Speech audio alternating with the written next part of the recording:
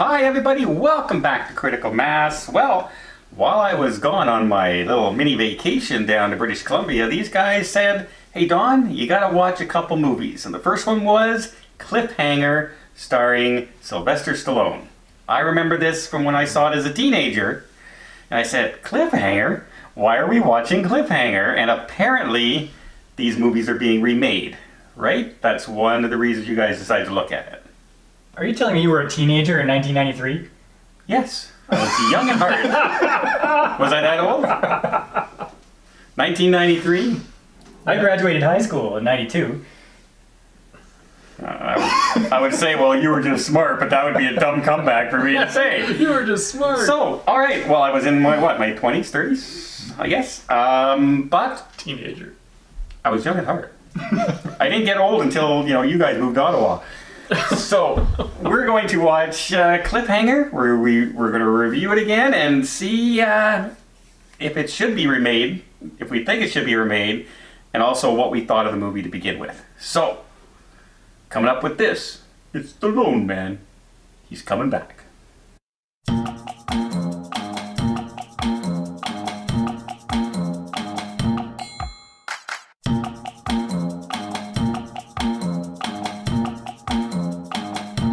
All right, so Mark, you were the one who came up with these ideas. So what inspired it? Okay, so I was on the Google machine.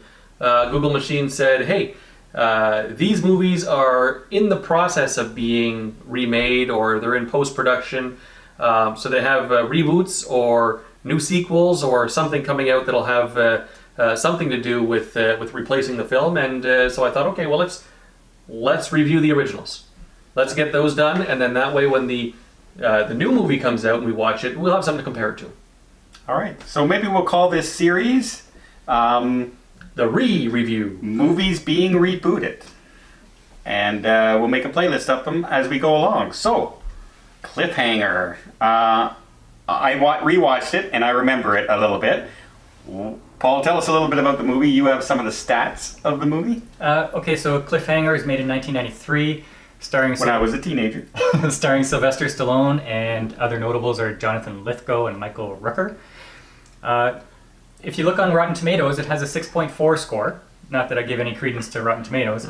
That's 117,000 reviews. This is back when they were actually legit. However, before there's the bombing, because there was no internet going crazy back then. What I noticed about these reviews is that people either loved this movie to no end, or people thought this was the worst action movie ever made. It was either the absolute best Stallone movie they've ever seen, Yeah.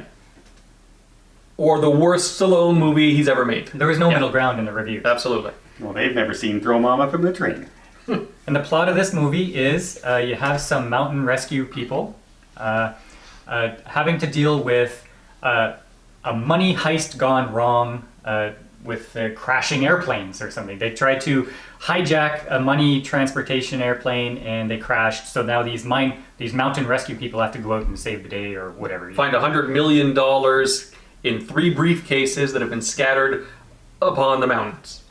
And Stallone is a rock climber. Michael Rooker is a rock climber. And so that's their skill set when they're captured by the bad guys. And the bad guys force them to help them find the briefcases. Okay, that's the synopsis. Like you said, Jonathan Lithgow, best known for Third Rock Under the Sun. Third Rock from the Sun. He has a terrible accent in this movie. Michael Rooker, best known as Apparently Yondu from Avengers, Guardians of the Galaxy. And there were some other actors. You had the father from John Boy was in it. Janine Turner. John Boy from the Waltons. Janine Turner plays Stallone's ex in this, and you'll know her from the TV show Northern Exposure. Yep. Like, I don't know her from anywhere else, but when you say Northern Exposure, her face comes immediately. Yeah. Okay. Yeah, especially with the short hair. It hasn't changed the at all. style. Yeah. So, what did you guys actually... First of all, what did you think of this movie as a movie in whole? Did it hold your attention? Did it stand up today? Well, how about let's say what our impression was the first time we saw it. Well, I saw it a long time ago. You don't remember? I do. I rewatched it. And do you remember liking it or not liking it? Actually, as a younger person, I did like the movie back then. You got to remember, special effects are not what they are today, so Right. you have to take things like that with a grain of salt. But I also remember listening to Stallone and doing some interviews with him, and you know that there's that one scene when they're telling him to climb up and get the first briefcase, and they make him take off his jacket and that. They tied his foot to the... Yeah, well, he makes that first little step, and then he goes, and he's looking up, and all of a sudden he jumps up and he grabs way up here and pulls him. He had to train to do that, and I remember him talking about how he had to strengthen up his arm, like not his arms, but his hand and wrist muscles, and that's something he's not used to doing. So I remember that being so cool. So, like, just watching that in the theater, and all of a sudden he was like lightning fast, bam, up like that. And that looked cool. Nowadays we see Tom Cruise hanging off buildings 6 miles in the sky, and it's nothing new. But back then, that was a pretty big thing to have a star training to do something that an actual mountain climber could do. As far as the suspense and all that in the theaters, we really didn't know Jonathan Lithgow back then. Definitely didn't know Michael Rooker. You know what, though? He's kind of got that villain look, though. Oh yeah, he's a bad guy at heart. But he's also that goofy father next door character, right? So, but See, I didn't remember him in that role. Yeah. I mean, I know him from Third Rock from the Sun. Yeah. And so when I saw him as the villain, I was like, oh, well, this is going to be a weird comedy take on the villain. But of course, no, he was playing it serious. when I first saw this, the only person I recognized at the time, other than Stallone, was the helicopter pilot. He was the father on the Waltons. Okay. A long-running TV show. Good night, John Boy. Right? So, but yeah, Back when you were a teen. back when I was a teen. Yeah. I would have been a teen. Yeah. I did like this movie. Would I say it's the best Stallone movie? Absolutely not. Would I say it's the worst? Absolutely not. There are far more terrible ones out there that he was in. Rhinestone, Throw Mama from the Train. Rhinestone was a classic. Daylight. There's a lot of bad movies out there. So, but yeah, I enjoyed it. So what did you guys think? I remember thinking, wow, this is different from all these crappy Rambo movies coming out. And I remember right around that time, rock climbing was the thing. You know, you had the time where it was breakdancing and then skateboarding. Roller skating was a big that was thing at the before time. that. Yeah. Oh, you mean like the inline skating there? Rollerblading. No, I meant roller skating. No, roller skating was in the 70s. Yeah, but that's my game. Back when Don was a teenager. But in Back when I was a the teenager. early 90s, you went from rollerblading to rock climbing. Rock climbing was really cool. And so when I saw him outside of this Rambo machine gunning thing into rock climbing, I thought, oh, this is pretty cool. Stallone in a dramatic, interesting role. Awesome. It was different. I don't know about you, but I like Rambo. Not Rambo 3. Well, I like First Blood. Well, yeah. Yeah. So Even Rambo 2 was not bad. I remember originally when I watched this movie, I liked it. I thought it was okay. But again, by far not his best movie. It was entertaining for its time. On the rewatch, not so much. There were a lot of holes in this story. Like a lot of things that I was waiting for them to tie up, and they never tied up. Okay, so there, those two like adrenaline junkie mountain surfer dude kids, right? Yeah. Mm-hmm. So, spoilers by the way. So in the movie, the beginning of the movie, you think they're going to have something to do with the plot of the movie because they're there, right? So later on, they're seen on the mountain, and one of them gets shot, and he's down for the count, and the other one runs and kind of gets away. He ends up getting snared in some kind of in his parachute, and he's hanging from a tree later on in the movie, and he's half dead. And then the Walton dad comes and rescues him, okay, and gets him in the helicopter because he's got the orange helicopter. Brings him to the helicopter. That's the last we see of that guy. Because he's passed out. Okay, but even at the end of the movie, when Walton dad is killed, and Spoiler alert. and the helicopter's hijacked from Lithgow, okay, Buddy should still be in that helicopter. Yes, but it was like 5 minutes ago that he was passed out. But listen. So the helicopter is flying around and doing its thing and after the bad guys until finally Rambo, or Stallone, takes down the helicopter. Helicopter goes down, it's hanging on the edge of the cliff. Eventually it's going to fall down and be destroyed. But he should still be in that helicopter. I don't understand the problem. They basically, once he was in the helicopter, they eliminated him from the story. Why was he even there? Because every story needs a red shirt. He was saved, and then discarded. The reason they had so many bad guys in the movie was so that you could kill them off.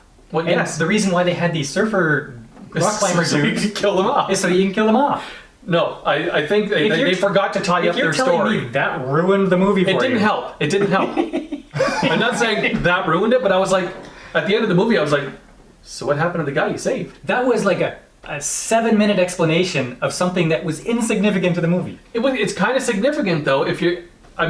Buddy should have. I don't know, jumped up at the end and killed the bad guy. Like, oh, look what I did! But nothing. The hero of the story is a surfer dude. Surfer mountain dude. Mountain dude. Anyway, Okay. so that was one thing. Another thing that kind of pulled it out for me is you when the helicopter was on the side of the cliff, you could actually see the wires that have bolted the helicopter to the cliff, to the side of the cliff. They're painted orange, like the helicopter.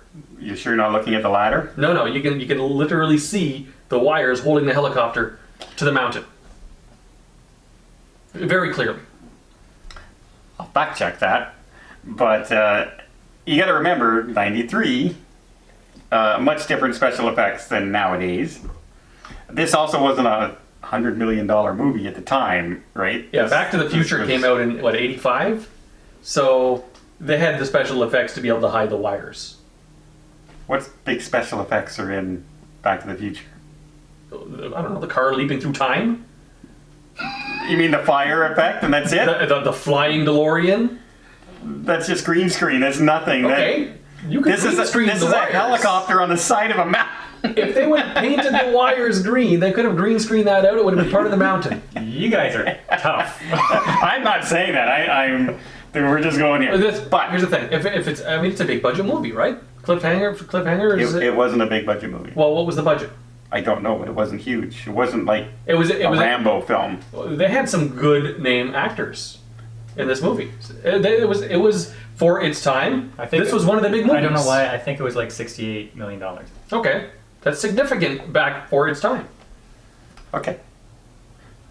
The only thing for me that drew me out of as far as the special effects are concerned, a couple things. Every time they're in the helicopter, the outside, you can tell it's just a screen there. Every time. Like, they have good visuals looking up at the helicopter flying and stuff like that, but whenever they're in the helicopter, it's like Love Boat looking categories and stuff like that, okay? But the worst for me was when all the bad guys are lined up on the ledge and Stallone is climbing up. Well, you can tell the ledge is the only thing that's not a green screen all around on the bottom. You can make out the outline And of you the say, "I'm floor. tough." Yeah, but no, it was completely different color. Like they didn't blend it at all. Like I said, look, there it is. Like that's the floor they're standing on. It was like that clear. But it didn't take away from the story for me. It just takes me a little bit out of the movie when I see that stuff. It's you like guys, old Elvis movies. Well, you guys are talking about this garbage. Like, I'm thinking about the intro where they're trying to save the girlfriend of Michael Rooker's character. Yeah. And that was incredibly dramatic. You didn't expect that. But really, what part did it have to play in the rest of the movie? The reason he left. The reason I get he was reluctant to climb again. He had this fear factor in him now because he doubted himself. And also when he catches his ex-girlfriend I don't know, he seemed and pretty pulls confident. her back up. The plane heist. I thought that scene was awesome. The Yeah, way that was really good. They're trying to transfer the money to the other plane and things go wrong. That, for its time, apparently was the most expensive stunt ever pulled. Like, those are the things that really, really got me excited to watch the movie. Now, I do have things I didn't like about it. Like, there is a tall, skinny, black villain. You know the one I'm Yeah, talking I know what about? you're talking about, yeah. Well, back in the 80s and 90s, why did every villain have to know Kung Fu? Did you notice? Like, he was an expert in Kung Fu. Yeah, he was good. Well, if you look at every one of these characters, every character was a cliche character. Well, he was cliche. You have the Aussie who doesn't listen to anybody. You have the police guy who's turned bad, who's just freaks out over everything. You have Lithgow, who's the evil villain. Watch how I killed my lover, my girlfriend, just to prove how evil I am. And it's like everybody's cliche, and the girl is the most useless girl. Oh, like his girlfriend, like she's the help me save me character of this movie. She was the typical 80s token woman character. Her lines were cheesy. Yeah, I found all of their lines sounded forced. Like, but that was the way the writing was back then. And don't forget, Stallone was never nominated for an Oscar. Like Lithgow, I think Lithgow is one of the greatest actors ever. And his line was, somebody says, "Get off my back," and he says, "I haven't even gotten on it yet." Yeah. Yeah. That's bad. Yeah. But now, after we say all this, would you recommend somebody to watch Cliffhanger? Maybe wait for the remake. I don't know. Like, if you're okay to watch old 90s movies, I thought this was a good entry. It's a campy. I didn't think it was campy. It was, every line was forced. Like, it was maybe not camp. Maybe campy is not the right word. But it was very cheesy.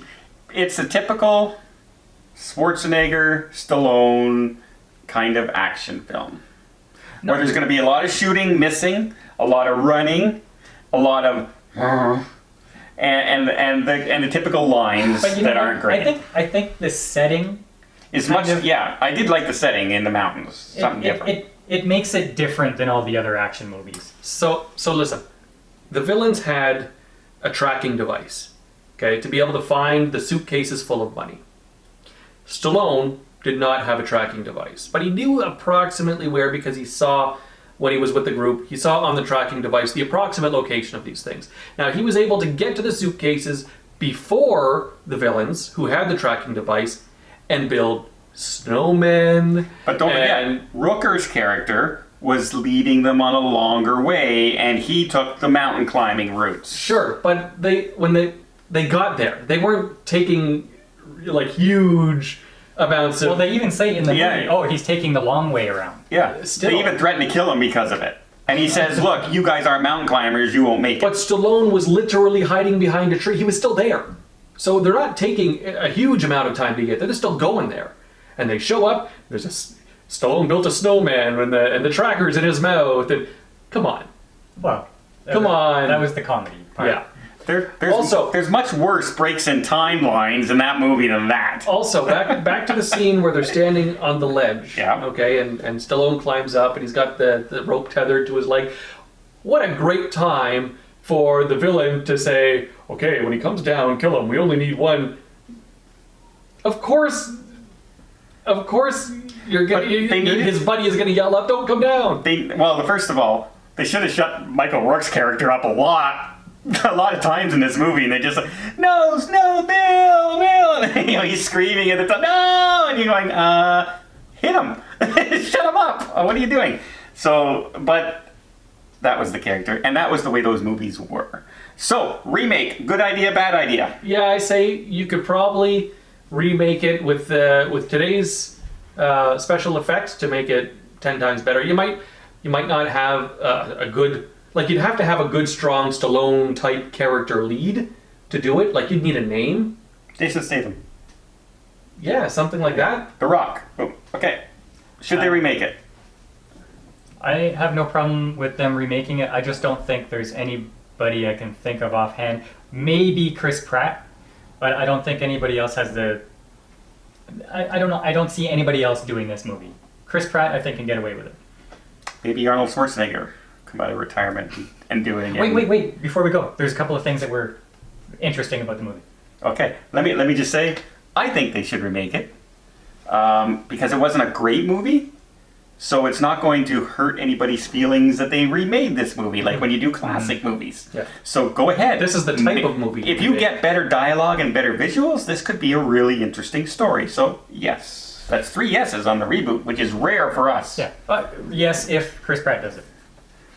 So in the movie, there was a part where the bad guy's coming with his little monitor looking for the thing, but Stallone tied the tracker onto a rabbit. and it's going back and forth, and the villain gets really upset and shoots the rabbit.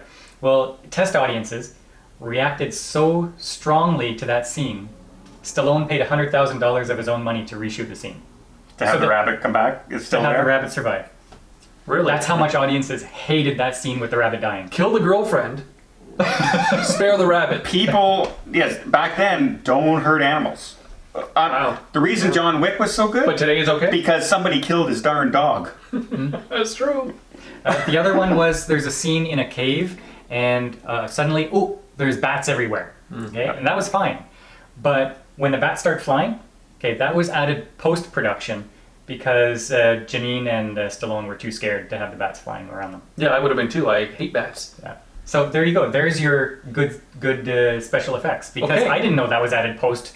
But if they could add that, don't tell me they can't hide the cables that are tethering the helicopter. We're gonna to the cliff. have to look at that again because I don't think they're there. But I think it was an okay movie. yeah, go ahead and reboot it. Who knows? Maybe we'll see some new up and coming star take on the role of Yondo. Oh well, all right, Cliffhanger. What did you guys think? Do you guys remember Stallone in that movie? Are you upset they're going to remake it? I don't think anyone should really be upset in this one. Maybe give it a rewatch. And but check it out. It's still fun to see some of those older characters from the TV series in movies again, and it still feels somewhat like a modern film. It doesn't feel like an old retro film, like from the '60s, like Beach Blanket Bingo. So. Let us know what you guys think in the comments down below, and in the meantime, maybe check out some more of our other content down below. Don't forget to hit the subscribe button. Until next time, we'll see you on the channel.